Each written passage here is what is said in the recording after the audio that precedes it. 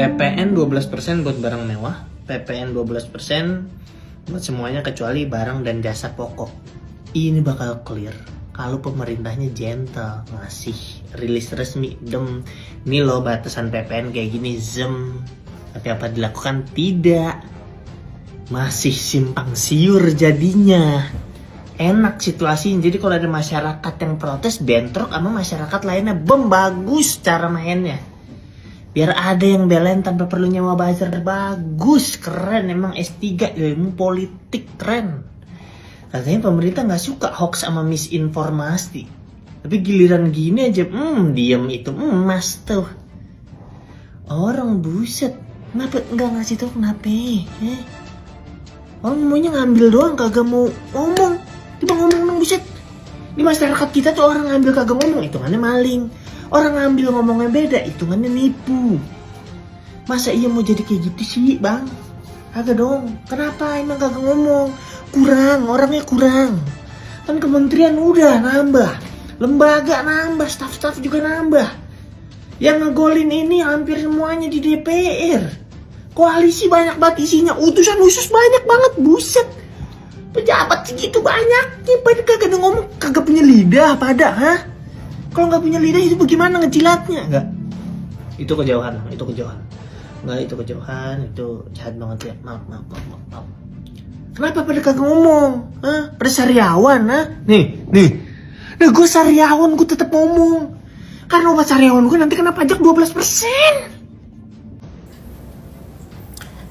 Kita ingin memperluas kebun binatang, binatangnya kita gemukkan. Nasib hidup di kebun binatang dah. PPN naik 12% dan kemarin ada yang coba mensederhanakan dengan bikin hitungan kayak gini.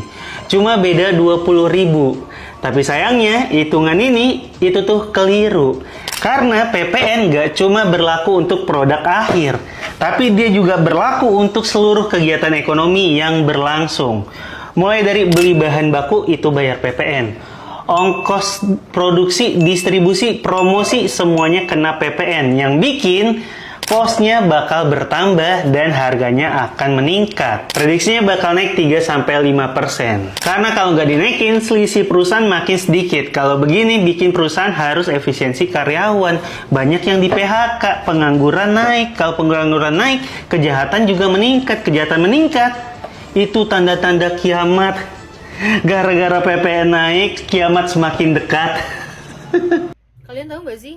Berita yang lagi rame, berita yang lagi dibahas banyak orang, yaitu mengenai kenaikan pajak dari 11% menjadi 12%.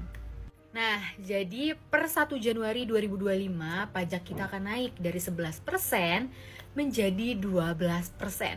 Kesannya tuh dikit, naiknya cuma 1%. Padahal 1% itu bisa mempengaruhi semua kebutuhan. Dengan kenaikan pajak ini akan membuat hidup kita semakin sulit.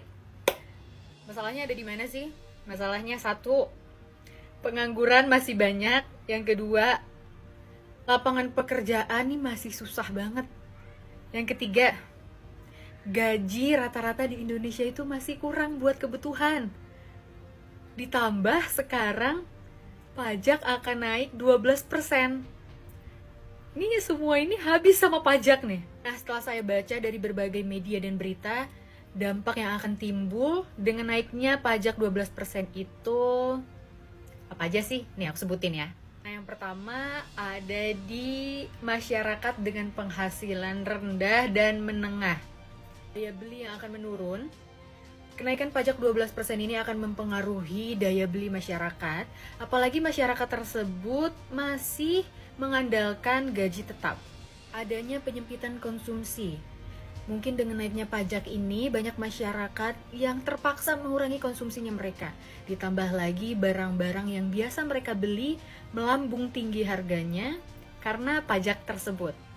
Dan ini akan mempengaruhi penurunan kualitas hidup. Katanya mau menjadi Indonesia emas, tapi malah menjadi Indonesia cemas. Nah, yang kedua yang terkena dampak dari kenaikan pajak ini adalah UKM, usaha kecil dan menengah. Dampak bagi UKM ini 1. Peningkatan biaya operasional yang akan melambung tinggi. Dan kesulitannya mereka akan pengelolaan pajak. Yang ketiga yang kena dampak pajak 12% ini ada di sektor industri. Yang pertama ada industri otomotif, industri properti, industri elektronik. Nah, barang ini semua akan kena pajak 12%. Juga tentunya mempengaruhi sektor impor maupun ekspor. Nah, di ekspor ini bisa terhambat karena harga barang menjadi lebih tinggi di pasar global. Yang keempat dari dampak ini ada di sektor perdagangan dan jasa. Siap-siap juga bagi ibu-ibu karena bukan cuma barang mewah, sabun, deterjen, sampai pakaian, kayak shampoo, kecap. Kebutuhan sehari-hari ini akan dikenakan pajak 12%. Gak bisa kita pungkiri, mau kita belanja di pasar tradisional ataupun supermarket, jika pajak ini naik, maka semua kebutuhan pokok akan naik. Inilah daftar barang dan jasa favorit Gen Z katanya, yang kena PPN 12% di 2025. Kuota internet, Netflix, Spotify, tiket konser, kopi susu, cicilan motor, game online, TV, kulkas, multivitamin, tiket pesawat. Padahal ini semua kebutuhan, semua kalangan, bukan cuma Gen Z.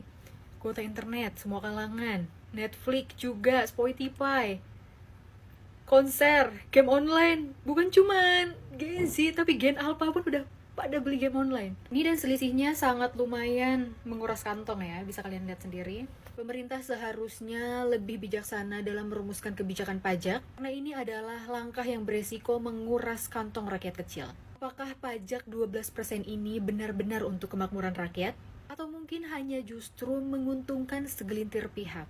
Kami berharap pemerintah mendengarkan suara rakyat yang semakin hari semakin terhimpit dengan kebijakan-kebijakan yang malah memperburuk keadaan. Jangan sampai kebijakan ini malah mempengaruhi ketimpangan ekonomi yang ada. Jadi PPN naik 1% berarti setara dengan kenaikan harga yang harus dibayar 9%. Berat nggak sih? Ya berat lah. Assalamualaikum besti-besti, love kesayangan si akunya, Viral for Justice. Kali ini kita akan bahas rencana kenaikan PPN 12%. Infonya yang mau kena kenaikan pajak PPN 12% adalah barang elektronik, perabot rumah tangga, makanan olahan dan kemasan, kendaraan bermotor, dan pulsa telekomunikasi. Nah, ada dampaknya nggak sih kalau pulsa itu kena pajaknya dinaikin? Besti, aku mau tanya, bayar listrik token pakai pulsa nggak? Ya pakai. BPJS pakai. Apalagi air pakai. Apalagi yang nggak pakai pulsa sekarang? Lah kita ini medsos pakai pulsa nggak? Jualan online pakai pulsa semuanya. Misalnya beneran itu pulsa telekomunikasi dinaikin, akan terjadi efek domino, harga-harga juga pasti naik. Kalau harga barang 1 juta, pajaknya 11%, berarti kita bayar pajaknya 110.000. Kalau 12% berarti bayar pajaknya 120.000. 120.000 dikurangi 110.000 berarti ada selisih pembayaran 10.000. Yuk kita hitung 10.000 itu sebenarnya untuk harga barang naiknya 1% atau 9%. 120 kurang 110 sama dengan 10 dibagi 110 sama dengan tuh 0,0909%. Itu cara ngitung aku. Jadi PPN naik 1% berarti setara dengan kenaikan harga yang harus dibayar 9%. Berat nggak sih? Ya berat lah. Jadi gimana? Tolak atau terima? Ya tolak lah. Kita dukung asta citanya Bapak Prabowo Subianto yang tidak akan memberatkan ekonomi rakyat. Cari uang tambahan untuk kas negara dari mana? Hentikan dulu pembangunan infrastruktur yang tidak prioritas. Ambil tuh, kumpulin yang kasus-kasus korupsi. Udah berapa puluh triliun tuh. Target 50 triliun. Terima aja berapa ratus triliun. Ambil dari situ aja ya Pak Prabowo. Please. Setuju